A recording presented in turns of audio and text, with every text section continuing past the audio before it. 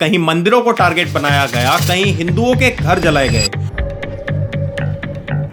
There's some breaking news coming from Bangladesh, where 5 houses belonging to 2 Hindu families were completely gutted in a fire in West Dumuritala. In Bangladesh, Hindu temple demolished in Bangladesh. This is idols vandalized. तो Hindu minorities को target किया जाता है क्योंकि वो लोग एक soft target हैं। 3 हफ्ते में 5 हिंदुओं को मार दिया गया। पिछले 24 घंटे में 2 लोगों की हत्या, जबकि 18 दिनों में 6 हिंदुओं का कत्ल बांग्लादेशी तालिबान ने कर दिया। 40 साल की हिंदू महिला के घर में घुसकर अत्याचार किया गया। इसके बाद इस्लामी कट्टरपंथियों ने उसे घसीट कर बाहर निकाला और पेड़ से बांधकर पीटा। इस महिला के बाल काट दिए गए और उसे सरेआम बेइज्जत किया गया। शेख हसीना को हमेशा से एक इंडिया फ्रेंडली लीडर के रूप में देखा जाता है।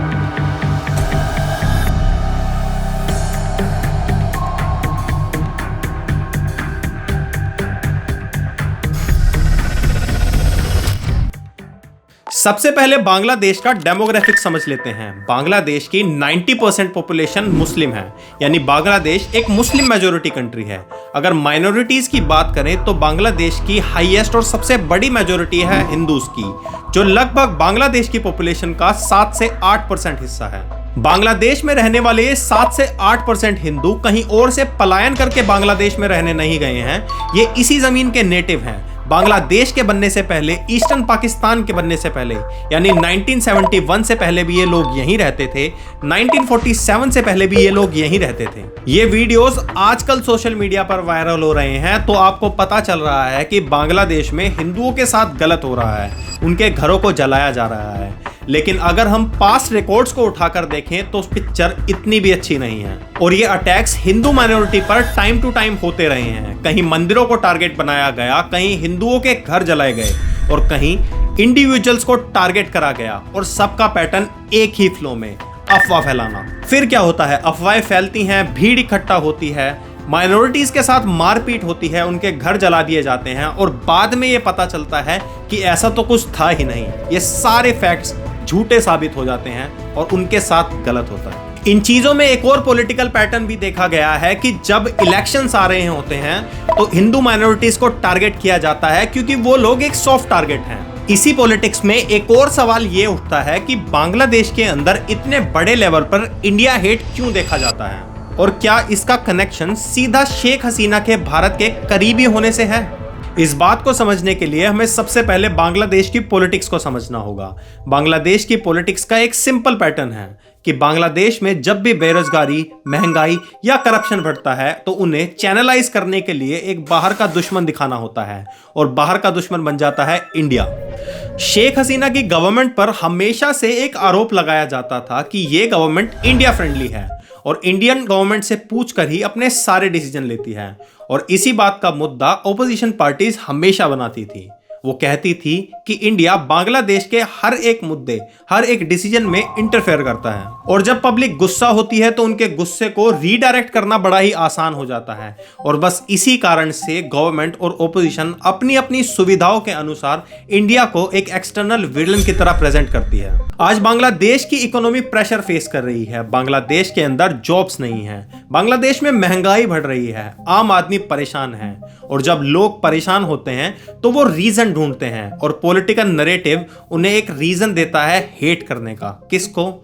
इंडिया। बांग्लादेश के लोगों को लगने लगा है कि उनकी सारी प्रॉब्लम्स का रीजन सिर्फ इंडिया है, कहीं वोटर शेयरिंग की वजह से, कहीं बॉर्डर डिस्प्यूट की वजह से, कहीं पॉलिटिकल इंटरफेरेंस की वजह से। और धीरे धीरे ये फ्रस्ट्रेशन नफरत का रूप ले लेती है।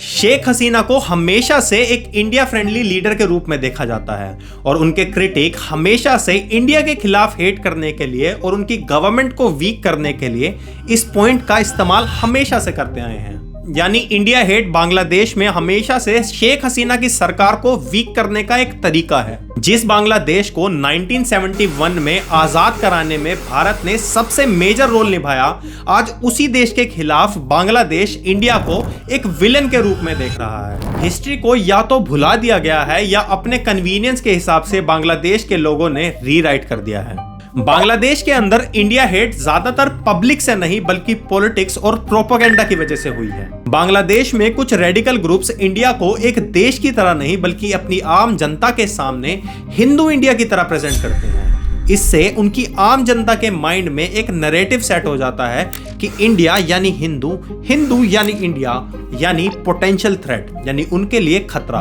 और बस इसी रीजन से वो अपने ही देश में रहने वाले हिंदुओं के साथ इस तरह से बिहेव करते हैं। और पॉलिटिकल लीडर्स भी इस चीज का फायदा उठाते हैं, क्योंकि हिंदू माइनॉरिटी को टारगेट करना मेजॉरिटी को प्लीज करने के लिए आसान है। और हिंदुओं को हेट करने के लिए सोशल मीडिया बांग्लादेश में एक मेजर रोल निभाता है। बांग्लादेश के अंदर सोशल मीडिया का बहुत ही अच्छे तरीके से इस्तेमाल होता है हिंदुओं के खिलाफ मिस इन्फॉर्मेशन फैलाने के लिए। पुराने वीडियोस को नया बताकर बिना किसी वेरिफिकेशन के उन्हें फॉरवर्ड किया जाता है, उन्हें वायरल किया जाता है। इससे लोगों के दिमाग में एक नैरेटिव सेट हो जाता है कि हिंदूस, बांग्लादेश में रहने वाले हिंदूस इंडिया के स्पाई हैं। बांग्लादेश के सोशल मीडिया और पॉलिटिकल ग्रुप सीएए और एनआरसी को बहुत ही गलत तरीके से प्रेजेंट करते हैं। वो ऐसा दिखाते हैं कि सीएए और एनआरसी की वजह से बांग्लादेश में ही रहने वाले मुस्लिम्स के राइट्स चले जाएंगे। बांग्लादेश की आम जनता के अंदर एक नैरेटिव सेट किया जाता है कि जैसे इंडिया इलीगल बांग्लादेशियों को अपने देश से निकाल रहा है, सेम चीज आकर वो बांग्लादेश में भी करेगा और बांग्लादेश में रहने वाले मुस्लिम मेजॉरिटी को भी उन्हीं के देश से राइट छीन लिए जाएंगे। चाइना और पाकिस्तान भी इस सिचुएशन में इंटरेस्ट लेते हैं। ये लोग इन नैरेटिव्स और इन प्रोपेगेंडा को फैलाने में फंडिंग करते हैं, इन्हें मदद करते हैं ताकि इंडिया की इमेज को डैमेज किया जा सके और इंडिया और बांग्लादेश के रिलेशन खराब हो सके। बस यही कुछ कारण है कि इंडिया और बांग्लादेश में रहने वाले हिंदुओं के खिलाफ बांग्लादेश के अंदर इतनी नफरत भरती जा रही है। और असल बात यह है कि इंडिया हेट और हिंदू हेट बांग्लादेश के अंदर एक ग्राउंड रियलिटी बन चुका है। और दीपू चंद्र दास का इंसिडेंट एक बहुत बड़ा एग्जाम्पल है। और दिन पर दिन रोजाना ऐसे इंसिडेंट हो रहे हैं और इंडिया को इस पर स्ट्रिक्ट एक्शन लेने की जरूरत है। अगर वीडियो पसंद आया हो तो हमारे वीडियो को लाइक करें, इस वीडियो को शेयर करें, कमेंट करें, अपनी राय बताएं और हमारे चैनल को सब्सक्राइब जरूर करें।